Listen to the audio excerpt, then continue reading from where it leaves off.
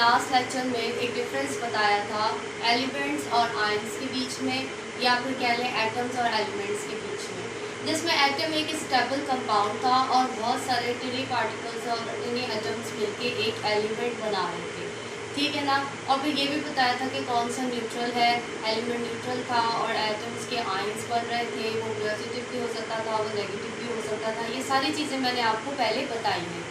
अब मैं चलती हूँ उन्हीं से रिलेटेड कुछ और टर्म्स पर, जैसे कि मॉलिक्यूल्स और मॉलिक्यूलर आयंस।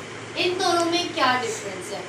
एटम से ही एलिमेंट्स बनते हैं, एटम से ही कंबाइन होके मॉलिक्यूल्स बनते हैं। मॉलिक्यूल्स बनने की भी मेन बुनियाद एटम्स होते हैं। Atoms combine to form molecules, ठीक है। मॉलिक्यूल्स होते क्या है? Molecules is the smallest particle in a chemical element और कंपाउंड। स्मॉलेस्ट पार्टिकल होते हैं किसी भी एक बड़े केमिकल एलिमेंट और कंपाउंड्स में। एलिमेंट मैंने आपको बताया था कि बहुत सारे एटम्स मिलके एक एलिमेंट्स बनाते हैं, तो एलिमेंट उसमें एलिमेंट के बनने में मॉलिक्यूल्स का भी किरदार होता है, जो कि आगे चल के केमिकल एलिमेंट्स और कंपाउंड बनाते हैं। That has chemical properties of that element और कंपाउंड, जिनके पास उस एलिमेंट की केमिकल प्रॉपर्टी होती है जो एलिमेंट को बनाते हैं। उनके वो जो है क्या होती है, उनके पास उनकी केमिकल प्रॉपर्टीज इन मॉलिक्यूल्स के पास होती हैं। सो बेसिकली एक केमिकल एलिमेंट जो है मॉलिक्यूल से मिलके बनता है।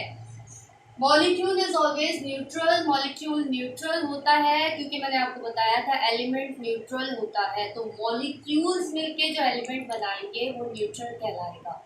उसके बाद molecule is stable unit. Already element stable था, मॉलिक्यूल भी एक स्टेबल यूनिट कहलाएगा।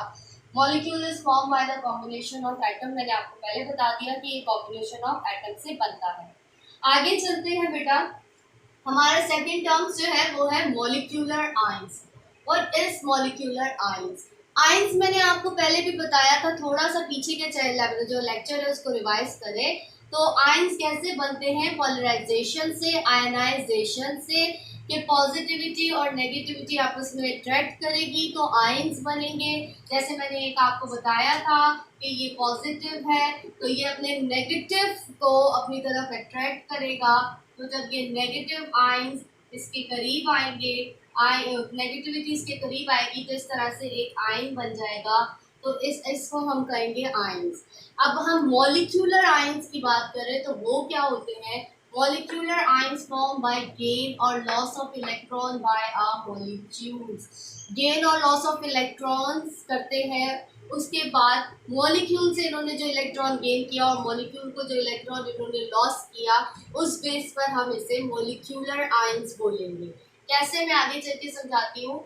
मॉलिक्यूलर आयंस हैज पॉजिटिव और नेगेटिव चार्ज। इनके पास दोनों चार्ज होते हैं, पॉजिटिव भी होते हैं नेगेटिव भी होते हैं, इसलिए ये न्यूट्रल नहीं कहलाते, अपनी अपनी जगह स्टेबल करते हैं।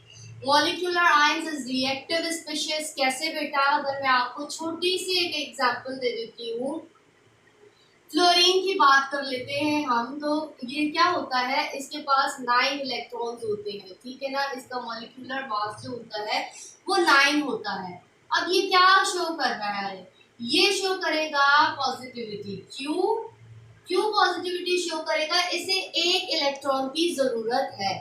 ये किसी भी एक इलेक्ट्रॉन वाले मॉलिक्यूल को अपनी तरफ अट्रैक्ट करने की कोशिश करेगा कि भाई मुझे एक दो तो मेरे 10 मुकम्मल हो जाए। तो वो क्या करेगा? अगर हम हाइड्रोजन की बात करें तो हाइड्रोजन के पास एक होता है और हाइड्रोजन हाईली रिएक्टिव स्पीशीज होता है। क्यों? दैट्स व्हाई इसके न्यूट्रल में एक ही इलेक्ट्रॉन होता है और उसे ज़रूरत होती है किसी ना किसी के साथ अटैच होने की, स्टेबल होने की, लिहाजा ये खुदक कर किसी के पास भी चला जाता है और उसके साथ अटैच होकर अपने ऑक्टेट को कंप्लीट करता है ताकि ये स्टेबल रहे।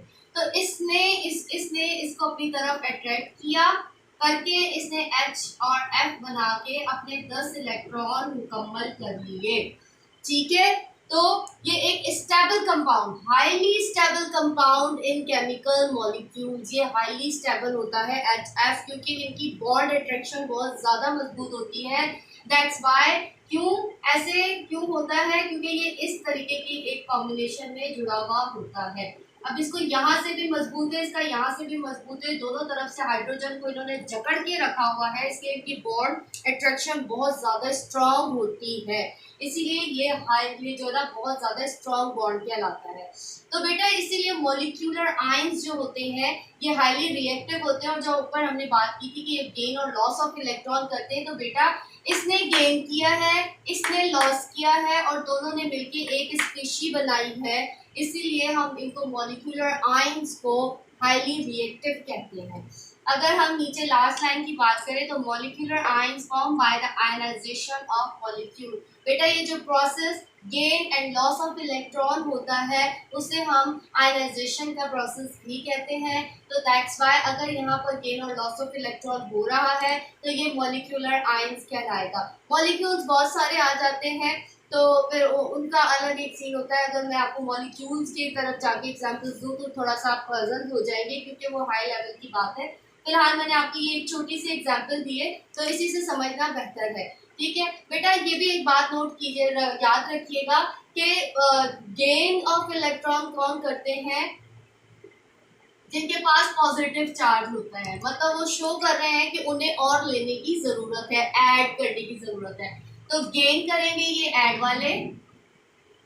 और लॉस ऑफ इलेक्ट्रॉन की बात करें तो वो ये होते हैं जिनके पास माइनस की साइन शो हो रही हो, ये लॉस करते हैं। मतलब लॉस माइनस मीन्स माइनस की साइन होना मतलब लॉस करना, किसी चीज को बीच में से थोड़ा सा निकालना। तो ये इनकी स्टेबिलिटी पूरी हो रही होती है, इनके पास पूरे इलेक्ट्रॉन होते हैं तो ये किसी को दे सकते हैं। लिहाजा जो लॉस करेगा वो नेगेटिविटी शो करेगा, जो गेन करेगा वो पॉजिटिविटी शो करेगा। सिंपल सा बस याद रखें कि जो पॉजिटिव है मतलब वो ऐड करना चाह रहा है और जो नेगेटिव है मतलब वो निकालना चाह रहा है। तो बेटा आज का मेरा यही टॉपिक था। होप सो कि आप लोगों को ये दो टर्म्स भी समझ में आई होंगी। ये बहुत बेसिक लेवल है केमिस्ट्री का जो मैं आप लोगों को समझाने की कोशिश कर रही हूँ, क्योंकि अगर ये टर्म्स आपको समझ में आ जाएंगी तो आपके आगे के जो लेक्चर्स है जिसमें फिर इलेक्ट्रॉन्स न्यूट्रॉन्स करने का प्रोसेस है और फिर अट्रैक्शन है, आयनाइजेशन के प्रोसेस है, वो समझने में आपको आसानी होगी अगर आपको ये टर्म्स याद हो जाएगी, समझ में आ जाएगी और इनके तरीकेकार समझ में आएगा।